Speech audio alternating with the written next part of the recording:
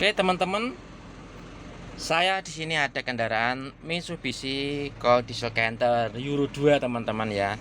Kalau mobilnya ini kilometernya sudah 153 ribuan. Nah, apa sih yang perlu dilakukan pemeriksaan ketika kilometernya sudah mendekati 150 ribu bahkan lebih ya. Selain dari oli, filter solar dan yang lain-lainnya. Itu yang sangat perlu dilakukan penggantian, yaitu teman-teman ya, minyak rem dan minyak kopling. Nah, kalau Canter itu tempatnya di sini ya. Kita lihat sini teman-teman. Kita buka di sini. Nah, ini tutupnya. Kita bisa tengok di sini apakah minyak remnya itu hitam atau kuning bersih atau sudah agak keruh. Nah, seperti itu. Itu ketika kita lakukan pemeriksaan juga ketinggiannya dari sini teman-teman. Nah, ini ada min dan max. Jika kurang itu menandakan bahwa ada kebocoran dari minyak rem ataukah minyak koplingnya. Nah, yang sering terjadi kerusakan karena kan minyak rem dan minyak kopling itu reservoirnya ini jadi satu. Jadi satu wadah dia menuju ke rem dan satunya menuju ke kopling.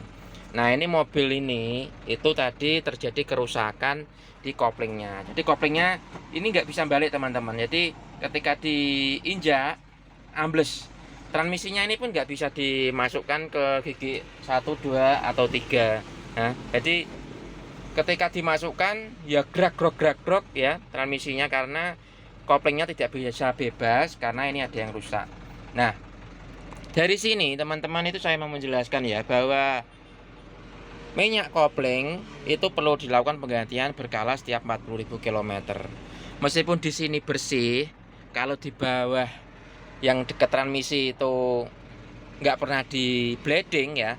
Kalau di bleeding otomatis minyak rem dan kopling yang ada di sini menuju ke master kopling. Master kopling juga akan terbilas, dia minyak yang kotor akan terbuang ke bawah, diganti yang bersih. Kemudian yang power clutch yang di transmisi itu juga minyak koplingnya juga dibuang, diganti yang bersih. Nah, ketika sudah bersih semuanya, otomatis dari seal-sealnya itu akan awet, tidak mudah cepat rusak. Ini yang terjadi teman-teman. Jadi ketika tidak pernah diganti, ini yang terjadi ya. Di dalamnya ini tuh banyak kotoran, ya coklat-coklat itu ya. Nah, karena kopling ini tuh bergerak, kita injak seperti ini ya. Itu piston yang ada di sini dia bergerak maju mundur terus. Bayangkan ketika minyak koplingnya ini kotor, udah warna coklat seperti lumpur, maka seal ini akan terjadi gesekan dengan dinding yang ada di dalam ini. Nah, ketika terjadi gesekan dan kotornya itu seperti apa ini lumpur tadi, gesekannya akan menyebabkan seal menjadi rusak seperti ini. Nah, ini teman-teman ya, sealnya ini apa ini sobek. Nah, sobek seperti ini ya.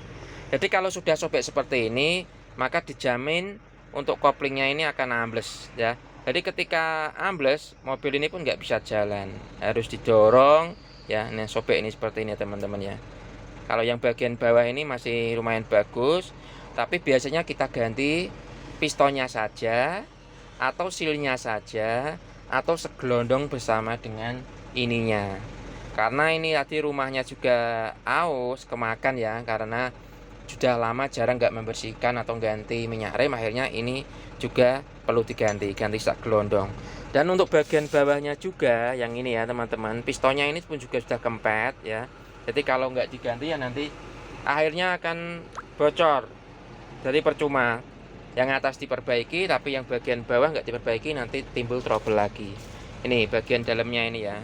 Kalau kita lihat secara visual memang nggak begitu kelihatan, tapi kalau kita raba seperti ini itu ada bagian yang apa ya aus, jadi tidak rata, ada yang masuk ke dalam dan itu tandanya sudah aus. Jadi ketika nanti ini dipasang lagi, kena seal ini ya, sealnya bisa robek lagi, malah menjadi bocor. Jadi akhirnya ganti segelondong semua. Nah, itulah teman-teman pentingnya melakukan penggantian minyak kopling secara berkala agar master kopling dan power clutch-nya tidak mudah rusak. Seperti itu ya. Oke, semoga bermanfaat untuk para Anda pemilik kendaraan, khususnya kendaraan truk Canter. Dan info ini tuh tidak hanya untuk mobil Canter saja. Semua mobil yang menggunakan transmisi manual dan menggunakan kopling hidrolik. Gitu ya. Oke, terima kasih.